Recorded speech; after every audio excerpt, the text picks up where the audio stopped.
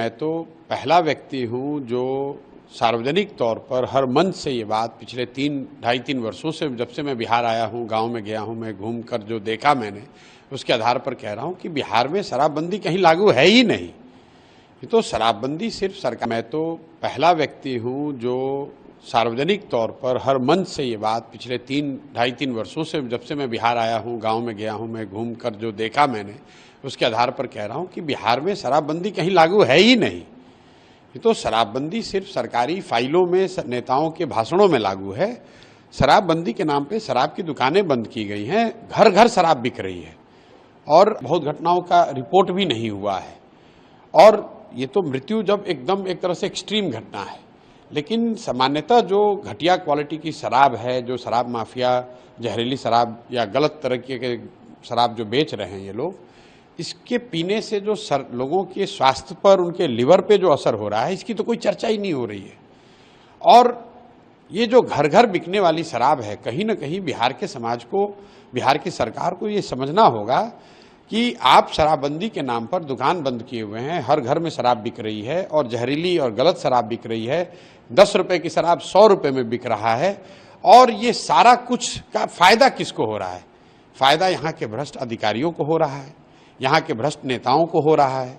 और जो बहुत बड़े पैमाने पर शराब माफिया है यहाँ पर, जो इस शराब के धंधे से 15 से 20 हजार करोड़ रुपया कमा रहा है, ये लोगों की मिली भगत है, जिन्होंने एक ये भौकाल खड़ा किया हुआ है कि शराबबंदी पब्लिक चाहती है, अगर शराबबंदी के खिलाफ बोलिएगा तो वोट नहीं मिलेगा। इसीलिए जनसुराज में हम पहले दिन से कह रहे हैं कि भाई वोट मिले या ना मिले, ये निर्णय, शराबबंदी का निर्णय बिहार के पक्ष में नहीं है, बिहार की जनता के पक्ष में नहीं है। इससे पहली बात कि कहीं शराबबंदी है नहीं, घर घर में शराब बिक रही है और इस तरह की स्पूरियस लिकर से, जहरीली शराब के पीने से लोगों का स्वास्थ्य, उनकी मृत्यु हो रही है, उनके स्वास्थ्य को हानि हो रही है।